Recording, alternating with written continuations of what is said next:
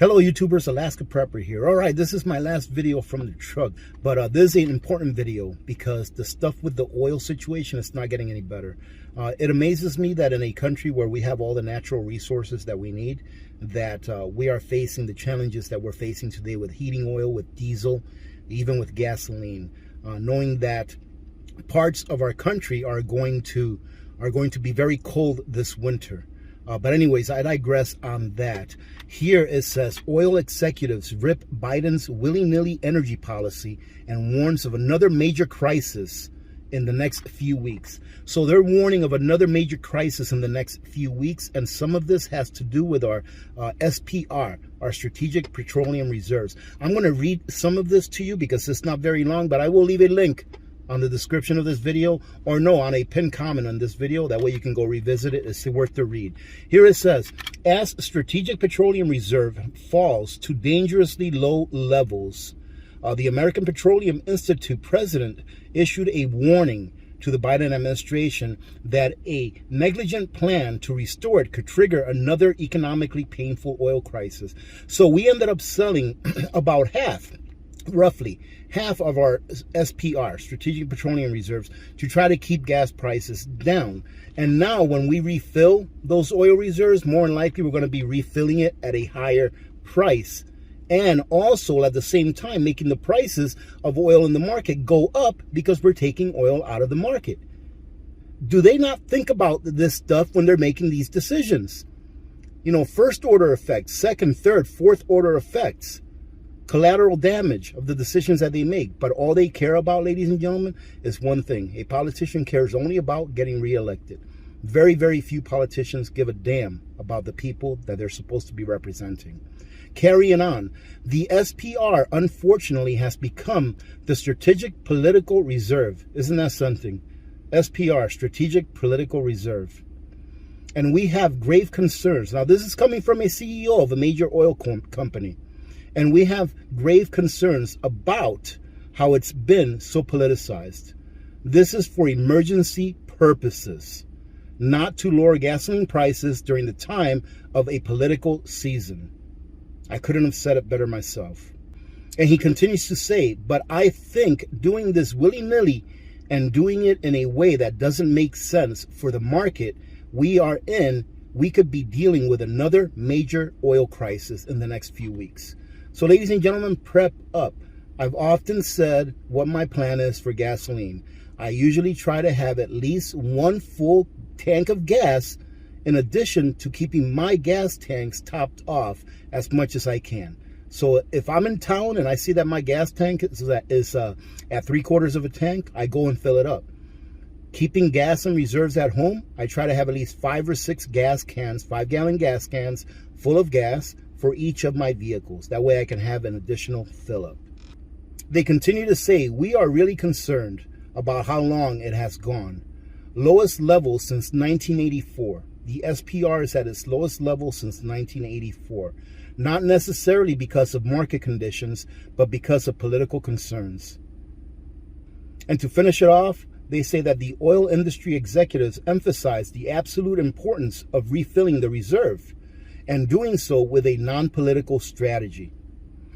This administration plans to halt oil sales from the SPR reserves once the price of crude dips to $70 a barrel. How long will that be, ladies and gentlemen? Are they saying that they will empty out the SPR if the price of crude never reaches below $70 a barrel? And that's what they're hoping for. You know, all these interest rate hikes by the Federal Reserve, they are meant to quell the economy, to bring the economy down because of inflation, right? But the problem that they don't see is that our economy is already down, that the economy is down. I just talked about this on my last video. I think that more than 40% of small businesses are shutting down and staying shut down and never coming back. Our economy is down. The reason why inflation is up is not because our economy is up. It's because of all of the free money that they printed over the last several years. That's why inflation is up. Yes, the supply system had a little bit to do with it, but even if the supply system was in a debacle, right? Let's say, for example, for lack of better words, even if the supply system is really messed up, You know, and it's really hard to get things. Yes, that will play into how much things cost. But if people don't have the money, they're not going to buy it. So it's because there is money. There is so much more money out in the system that people can afford to go buy these things that are a lot more expensive because of inflation. Because inflation is exactly what is causing it. Let me try to explain really quick. So let's say that you're selling a car. Normally it costs $10,000. But because of inflation or because of shipping supplies or whatever problems there is with the shipping, right? The parts cost a lot more, right, to get. So now they put this car together and now it costs $20,000. It costs twice as much because of the shipping crisis or the supply crisis, whatever it is, right? But if the money wasn't in the system, people wouldn't be able to buy that $20,000 car that normally sells for $10,000. They wouldn't be able to buy it because there's not enough money in the system to do that. So without inflation, people wouldn't be able to go and pay the exorbitant prices. I hope that I made some sense of that. Inflation is the problem why our economy is down. But now the Fed is saying, no, our economy is not down enough. Our economy, there's not enough people out of work. We have to bring unemployment up. You know, more businesses have to go out of work. The American people are going to have to suffer. And that's what he said, actually. I'm paraphrasing. He pretty much said the American people are going to have to suffer because the economy is going to have to go down. But how much more down? And what if the price of oil doesn't go down below 70? Are they going to keep, you know, emptying our SPR, our strategic oil reserves, or petroleum reserves? Are they going to empty it until there's nothing left? Then what if we do have a real emergency? That's what they're talking about, politicizing it. That instead of using it for what it's intended to be used, they're using it as a political tool. That's where I'm going to leave it, ladies and gentlemen. I hope you got something out of this. Let me know if you appreciate these shorter videos that pretty much cover one thing.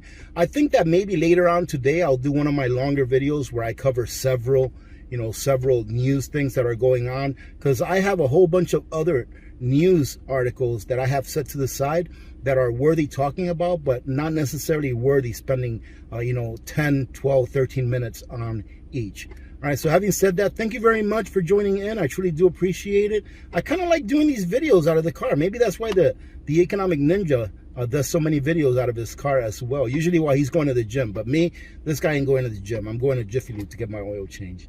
Having said that, have a great rest of your day, ladies and gentlemen. I'll try to put out that multi-news video out later on today. And we'll see you then. So remember to be good to each other. When good people do good things happen. Remember to reach one, teach one, and repeat. If we all did this, the world would be a better place, and you know that it will be a better place. Many blessings to all of you and your families. I'm Alaska Prepper. I am out.